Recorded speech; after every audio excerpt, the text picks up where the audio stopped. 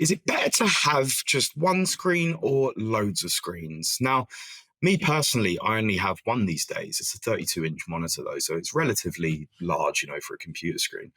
But I see loads of people with like 5, 6 screens, and I'm like, why do you need all of that?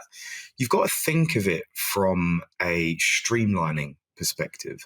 Okay, you might look at quite a few markets, and okay, you might have to pull up certain data points at certain times. But I think if you have an information overload, what you're doing is you're taking way too many biases, and then you're kind of critiquing your own view with another view of another data point that might have just come out. And it's like you need to be able to maintain a specific point of view for longer than 5 minutes, because otherwise you're just going to start chopping and changing your mind all the time.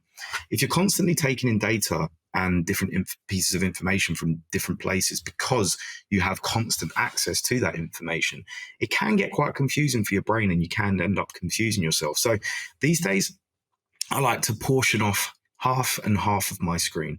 I like to have half of my screen with, research that pops up, news that comes out in a nice little column.